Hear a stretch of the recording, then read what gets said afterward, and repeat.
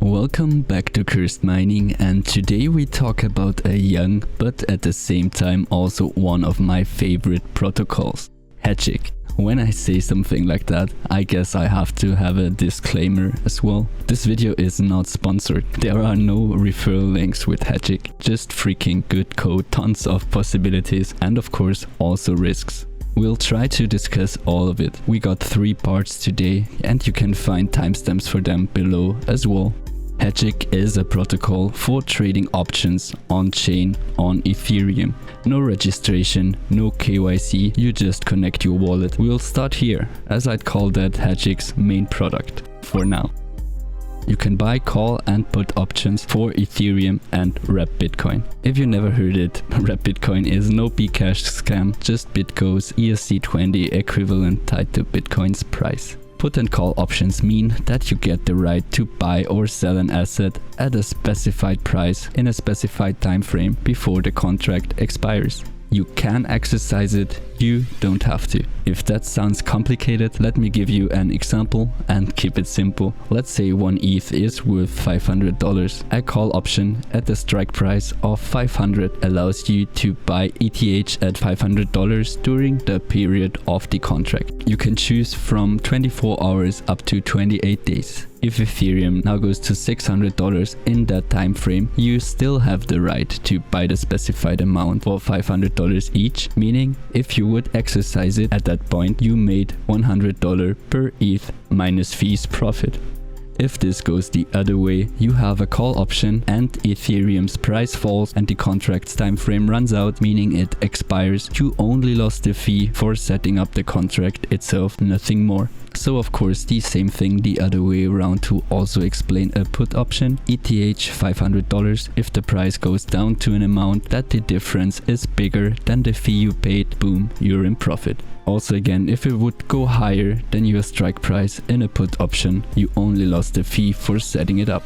What may sound like buzzwords, indeed with how crazy crypto prices are, with the right option at the right time, there really is unlimited potential profit. Or of course you get addicted to options and lose all your Ethereum in buying option after option. How you use it depends on you.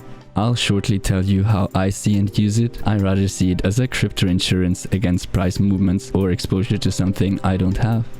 As you know me, I'm generally bullish in a way that I tend to work with my crypto. That means I rarely sell and have a hard time having bigger amounts in stable coins, to be honest. To the downside, I'm rarely protected. To showcase that with a real world example again, having put options in place when Bitcoin was playing around all-time high last week made me a nice profit when we ultimately dumped for not costing me much in fees compared to that. In the beginning of my experiments, I have to admit I did lose some fees on 24-hour options because I expected it much earlier, then went for safer 7-day options. In those, your fees are higher. That also means the price has to move more for you to get to break even, but you can generally sit back more.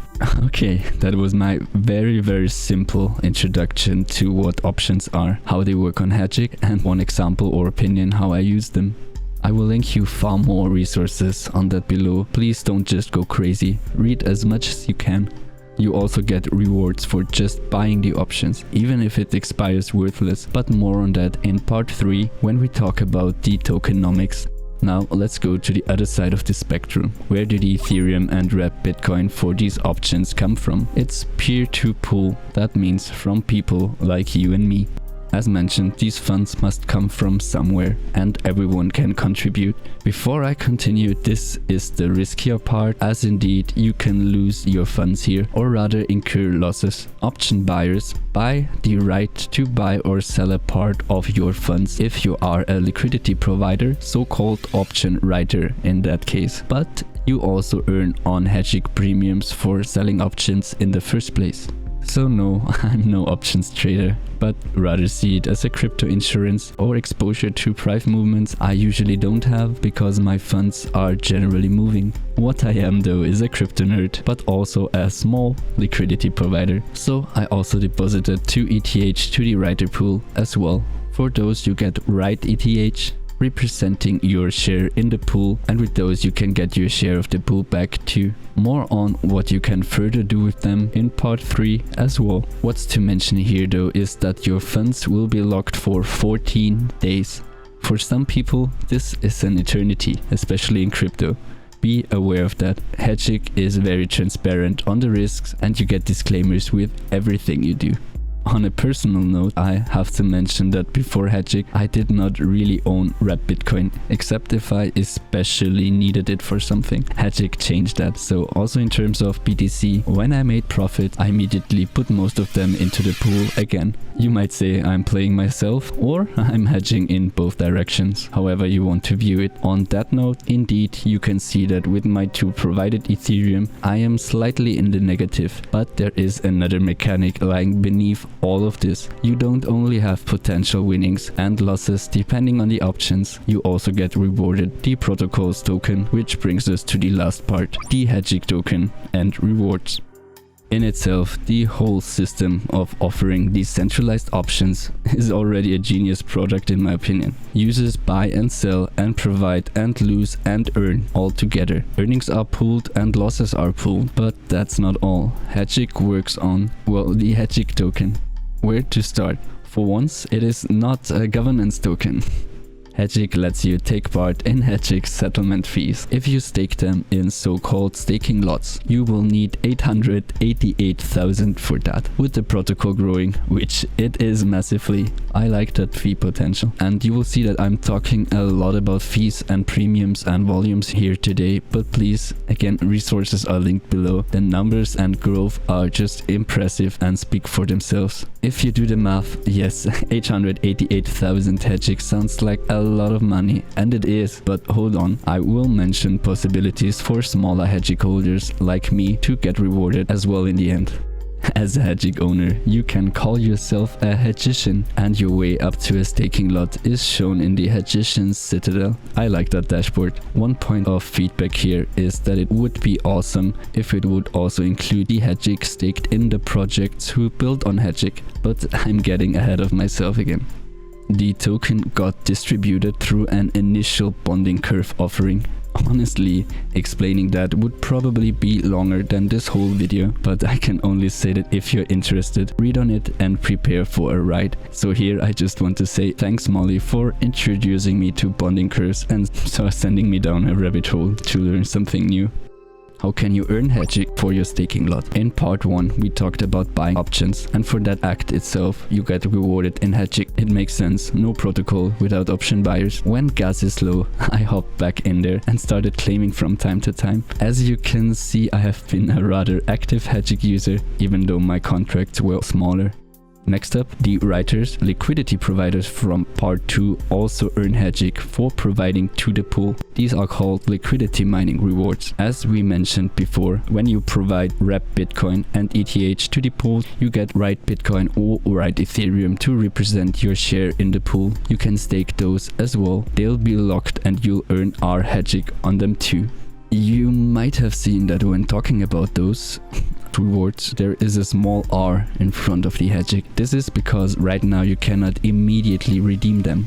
To orient, I'm finishing this video on the last 2 days of November, and when Hegic reaches $100 million in volume, you'll be able to redeem them 1-to-1. That volume might sound like a lot, but actually we are closer to that number than you think, with me having a feeling that the so-called ceremony for our Hegic could actually start the week this video comes out. We'll see. Some might say, okay, this means we'll have a huge dump then. No, those will be unlocked weekly over a certain time frame. Personally, I agree with this compromise, and as you can stake Hegic, we'll see how it will play out. Please mind that how you get Hegic might change in the future. This is just a snapshot of how it is right now.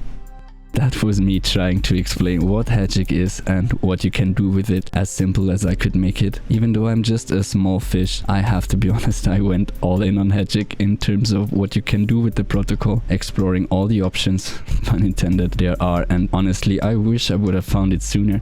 Since I might sound overly positive today, let's talk about some risks. Obviously, in the first part, you could just screw up, your options expire worthless, and you lose your fees. Shit happens.